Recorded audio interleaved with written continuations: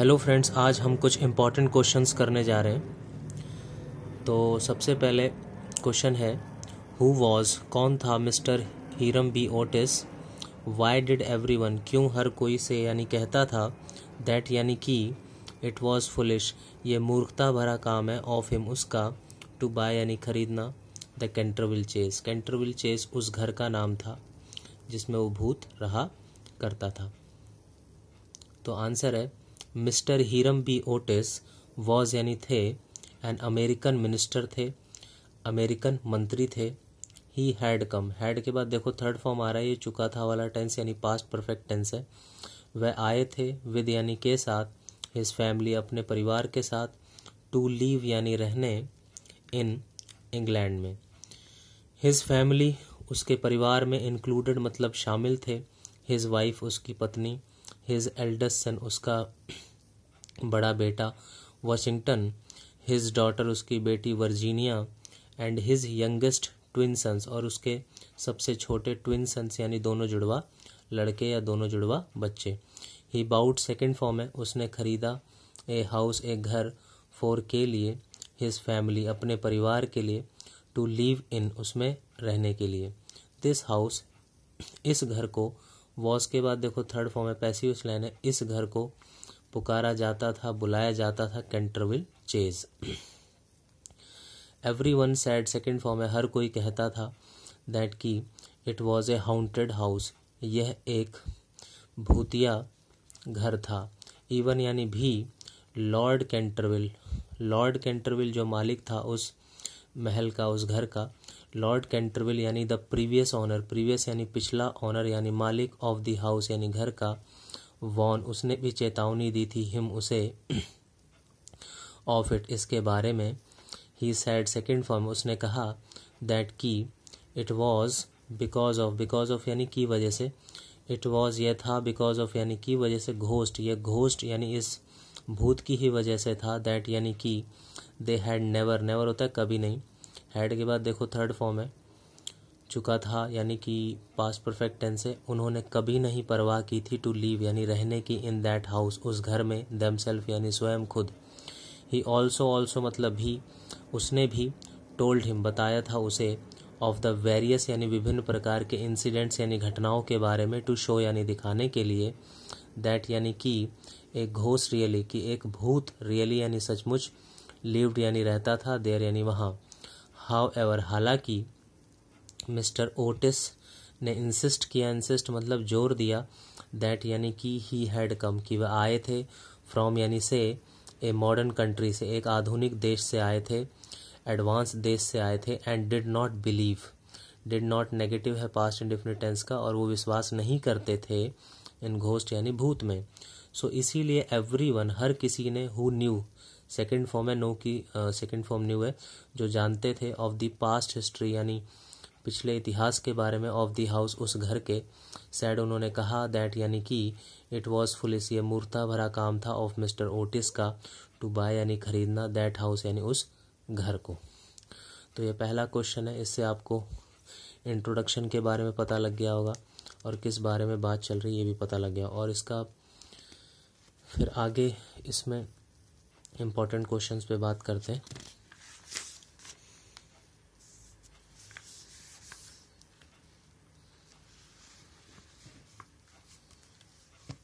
तो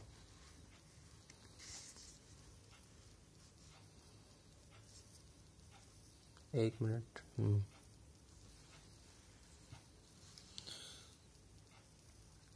फिर क्वेश्चन 3 है, what did lord Canterville warn, क्या लॉर्ड कैंटरविल ने वॉर्न यानी चेतावनी दी मिस्टर ओटिस को, अबाउट यानी बारे में, व्हेन जब, the letter came to discuss जब बात में, बेचने और ख़रीदने के लिए जब लेटर की बात हुई, डिस्कस पे उस पे उसको महल को ख़रीदने के लिए, उस घर को ख़रीदने के लिए जब कागजी कार्रवाई की बात हुई, तो terms related to the sale of Canterville Chase, तो उस कैंटरविल चेस को जो बेचने के लिए जो टर्म्स एंड कंडीशंस फॉलो करनी थी उसके बारे में जब बात आई, तो लॉर्ड कैंटरविल ने क्या वॉर्न किया, क्या मिस्टर ओटिस को बताया। लॉर्ड कैंटरविल वांटेड यानी चाहते थे, टू सेल यानी बेचना, हिज हाउस अपने घर को, कॉल्ड जिसे पुकारा जाता था, जिसे बुलाया जाता था कैंटरविल चेस, बट लेकिन ही वॉज वह थे एन ऑनेस्ट पर्सन थे, एक ईमानदार व्यक्ति थे। वह किसी को भी गलत सलत बता करके वो अपना घर नहीं बेचना चाहते थे, इसीलिए उन्होंने मिस्टर ओटिस को साफ साफ बता दिया कि ये जो घर है वो एक भूतिया घर है। ही वॉन्टेड वो चाहते थे, टू मेक मीन्स बनाना होता है, लेकिन यहाँ पे करने से मतलब है वह चाहते थे, टू मेक यानी करना, एवरीथिंग यानी हर चीज़, क्लियर यानी स्पष्ट, बिफोर यानी से पहले, the deal was finalize deal finalized होने से पहले, घर को बेचने से पहले, कागजी कार्रवाई होने से पहले वो सब कुछ मेक एवरीथिंग क्लियर, वो सब कुछ स्पष्ट करना चाहते थे। व्हेन यानी जब, mister Otis came second form है, जब मिस्टर ओटिस केम यानी आए, टू हिम उसके पास, टू डिस्कस के लिए, द टर्म्स उन कागजी कार्यों पर, उन कागजी कंडीशंस को पूरा करने के लिए उस पर डिस्कस के लिए आए, तो लॉर्ड कैंटरविल ने फ्रैंकली टोल्ड, तो लॉर्ड कैंटरविल ने फ्रैंकली टोल्ड बता दिया हिम उसे, दैट की इट वॉज ये था, ए हाउंटेड हाउस था, ये एक भूतिया घर था। ही सैड सेकंड फॉर्म है, उसने कहा, दैट यानी कि a ghost had been seen, देखो हैड बीन के बाद थर्ड फॉर्म है, ये पैसिवस लाइन है कि एक घोस्ट को, एक भूत को, हैड बीन सीन यानी देखा गया था, बाय यानी द्वारा, मैनी ऑफ यानी कई, ऑफ द फॉर्मर यानी पिछले रेजिडेंट्स यानी निवासियों द्वारा देखा गया था। दे देमसेल्फ उन्होंने स्वयं भी, उन्होंने खुद भी, हैड नॉट केयर यानी परवाह करना होता है, और देमसेल्फ यानी स्वयं या खुद होता है कि उन्होंने खुद भी, नॉट केयर यानी कभी परवाह नहीं की थी, टू लीव यानी रहने की, इन दी हाउस उस घर में, सिंस यानी जब से, the time of his grand जब से उनकी चचेरी दादी के समय से ही वो वहाँ पे नहीं रह रहे थे। वन डे एक दिन, एज यानी जब, शी वॉज ड्रेसिंग जब वो ड्रेस कर रही थी, फॉर डिनर के लिए तैयारी कर रही थी, तो टू स्केलेटन तो दो कंकाल के हाथ, वर प्लेस, वर के बाद देखो थर्ड फॉर्म है, ये भी पैसिव लाइन है कि दो स्केलेटन हैंड्स, दो स्केलेटन वाले हाथ यानी वो जो हड्डी वाले हाथ होते हैं, वर प्लेस वो रख दिए गए, ऑन हर शोल्डर उसके कंधों पर। शी वॉज फ्राइट मतलब होता है डरना, वह डर गई थी, इनटू ए फिट का मतलब होता है दौरा पड़ जाने की हद तक वो डर गई थी, फ्रॉम विच यानी जिससे, शी नेवर रिकवर्ड, नेवर होता है कभी नहीं, रिकवर मतलब ठीक होना, जिससे वो कभी नहीं रिकवर हुई, कभी नहीं ठीक हुई कंप्लीटली यानी पूरी तरह। लॉर्ड कैंटरविल ने फर्दर यानी आगे, सैड यानी कहा, दैट यानी कि the ghost had also been seen, देखो हैड बीन के बाद देखो थर्ड फॉर्म में पैसिव लाइन है कि घोस्ट को भी नहीं देखा, घोस्ट को भी देखा गया था, बाय यानी द्वारा, सेवरल लिविंग मेंबर्स द्वारा, कई रहने वाले सदस्यों द्वारा, ऑफ हिज फैमिली उसके परिवार के। नाउ यानी अब, none of their younger, none मतलब कोई नहीं, यंगर यानी जवान, नौजवान, सर्वेंट्स यानी नौकर, वॉज विलिंग होता है चाहना, चाह रहा था, टू स्टे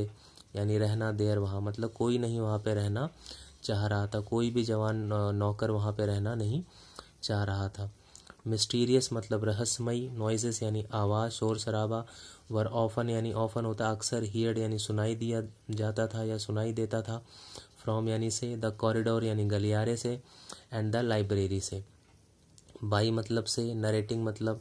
सुना करके, कथा सुना करके, कहानी सुना करके, ऑल दीज इंसिडेंट इन सभी घटनाओं के बारे में सुना करके, लॉर्ड कैंटरविल वांटेड यानी चाहते थे, टू मेक यानी करना, इट यानी इसे क्वाइट क्लियर, क्वाइट मतलब बिल्कुल स्पष्ट करना चाहते थे, टू मिस्टर ओटिस को, दैट यानी कि द हाउस वॉज इंडिड मतलब सचमुच, हॉन्टेड यानी भूतिया था। आपको इंडिड नहीं लिखना तो आप सीधे लिख दें कि द हाउस वॉज हॉन्टेड यानी भूतिया था। तो मैंने आपको ये दो क्वेश्चंस करा दिए, अब हम इसका तीसरा क्वेश्चंस करेंगे जो इम्पोर्टेंट है।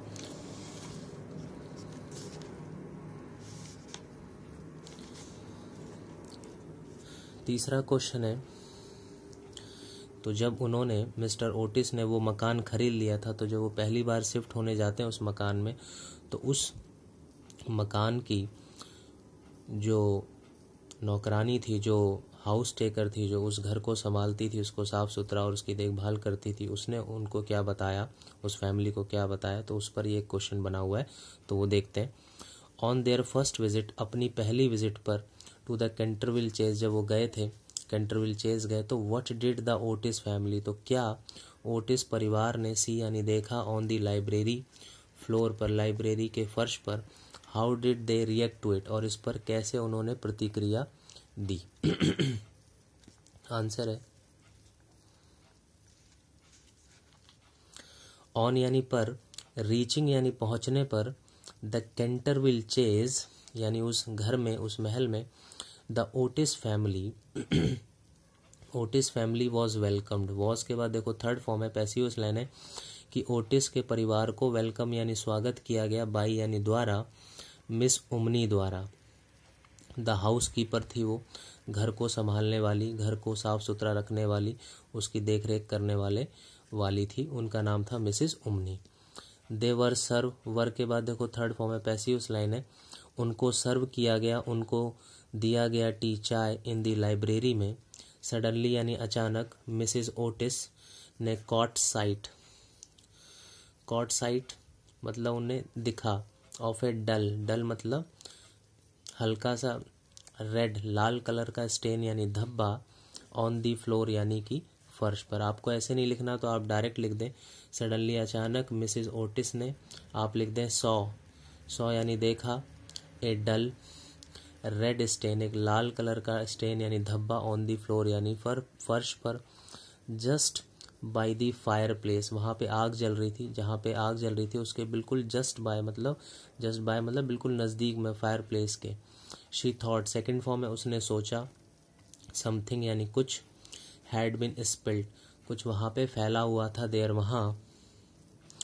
या गिरा हुआ था वहाँ, स्पिल्ड मतलब वहाँ पे कुछ बिखरा हुआ या गिरा हुआ था वहाँ, उसने ऐसा सोचा। बट लेकिन द हाउस कीपर यानी उमनी ने सैड कहा, it was a blood stain यह एक खून का धब्बा था। मिस ओटिस ने ऑर्डर दिया आदेश दिया, हर यानी उसको, टू रिमूव यानी हटाने के लिए, टू के बाद जब भी फर्स्ट फॉर्म आए उसकी हिंदी निकलती है ना ने के लिए, हटाने के लिए, इट यानी से, एट वंस मतलब तुरंत, एट दिस इस पर, the house keeper sad second form है हाउस कीपर ने सैड यानी कहा, इट वॉज यह था, द ब्लड यानी खून था, ऑफ यानी का, लेडी एलेनोर डी कैंटरविल का, who had been murder, had been के बाद देखो थर्ड फॉर्म है पैसिव लाइन है, जिसको, हैड बीन मर्डर यानी मार दिया गया था, मर्डर किया गया था, बाई यानी द्वारा, हर हस्बैंड उसके पति द्वारा, 300 ईयर्स अगो यानी पहले, 300 साल पहले, and that the blood stain, और दैट यानी उस ब्लड स्टेन को, could not be remove, could be के बाद देखो थर्ड फॉर्म है, ये भी मॉडल्स की पैसिव लाइन है, दैट ब्लड स्टेन उस ब्लड स्टेन को, उस खून के धब्बे को, कुड नॉट बी रिमूव नहीं हटाया जा सकता था, एट दिस इस पर, mister Otis eldest son mister Otis के बड़े लड़के वॉशिंगटन ने सैड यानी कहा, दैट यानी कि, इट वॉज ऑल नॉनसेंस ये सब बकवास की बातें हैं, ये सब बकवास की बातें हैं। ही रब्ड सेकेंड फॉर्म उसने रब्ड कर दिया, उसने रगड़ करके इसको विद यानी के साथ है स्टेन रिमूवर से, एक धब्बे को मिटाने वाले रिमूवर से, एक प्रोडक्ट से उसको मिटा दिया रगड़ के। एंड और इन ए फ्यू मोमेंट्स कुछ ही पल में, नो ट्रेस कोई निशान जो है, ऑफ द ब्लड यानी खून का, कुड बी सीन नहीं देखा जा सकता था, ऑन दी फ्लोर यानी फर्श पर। हाउ एवर हालांकि, द नेक्स्ट मॉर्निंग अगली सुबह, द ब्लड स्टेन यानी खून का धब्बा, अपीयर्ड यानी सामने आ गया, अगेन दोबारा प्रकट हो गया, अगेन दोबारा। द सेम थिंग सेम चीज सेम बात, हैपन यानी हुई, ऑन दी सेकेंड डे दूसरे दिन भी, एंड देन और फिर, ऑन द थर्ड ऑल्सो तीसरे दिन भी ऐसे ही हुआ। नाउ अब, the family had to admit, had to का मतलब होता है ना था या ना पढ़ता था या ना पढ़ा, फैमिली को हैड टू एडमिट यानी मानना पड़ा, दैट यानी कि, इंडिड यानी सचमुच, एक घोस्ट लीव्ड एक भूत लीव्ड यानी रहता था, देर वहाँ। हाउ एवर हालांकि, नन ऑफ देम मतलब उनमें से किसी को नहीं, सीम यानी लगता था, टू बी अफ्रेड मतलब वो बिल्कुल भी नहीं डरते थे, एट ऑल मतलब बिल्कुल भी, वो बिल्कुल भी नहीं डरते थे। आपको ऐसे नहीं लिखना तो आप लिख सकते हैं none was afraid at all मतलब कोई भी नहीं डरा था बिल्कुल भी इस चीज़ से। तो ये 3 क्वेश्चन मैंने आपको बताया। इन 3 क्वेश्चन को करने के बाद आपका पहला चैप्टर इसमें कवर हो जाता है। तो पहले क्वेश्चन के यही 3 क्वेश्चन इंपॉर्टेंट क्वेश्चन बनते हैं। आगे की वीडियो में हम दूसरा लेसन पढ़ेंगे और उसके इंपॉर्टेंट क्वेश्चन पढ़ेंगे। Okay, bye.